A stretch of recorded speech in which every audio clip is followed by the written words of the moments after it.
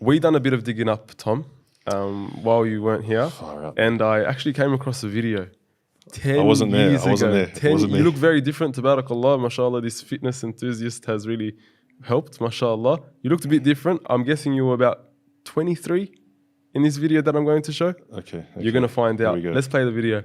Tom Finch, this is your life. If these people were fasting, I had to fast as well. Alhamdulillah. I fasted the last week of Ramadan. It was a start. After telling my mother that I was going to be a Muslim, she didn't look at me for almost a week. Before speaking with her, I was happy that I'd found my religion after the prayer, research, and thought I'd invested to reach this decision.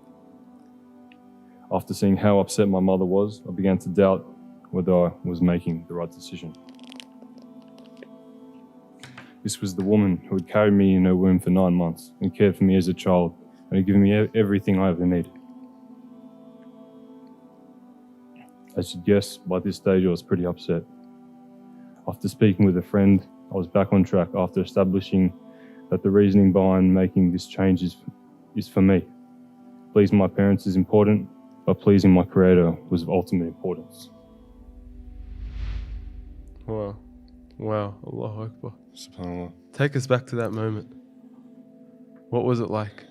The first year. The first year coming to your parents and just saying, look, you know, this is what I've chosen. I guess what gets me a bit emotional is I think the dynamic between me and my mother. My mother is an amazing woman.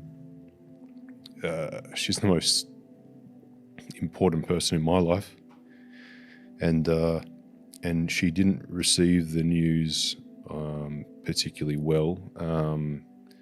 I think in hindsight she maybe understands it a bit better now, along with probably a few other people. But it was very difficult for her. In particular, the first few years. I think it probably took about 3 years for us to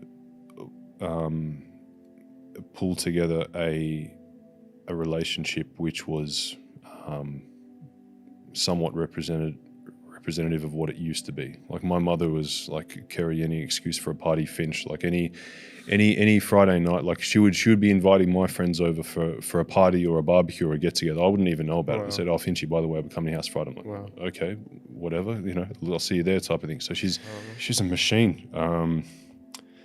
Yes. What do you think worked? What do you think, didn't go to your advantage? I'll tell you what did work. Grandkids. So when grandkids came, that changed the game. It softened the hearts. What didn't work well? Yeah, what didn't work well? I think probably not sharing more sooner with my mother. I think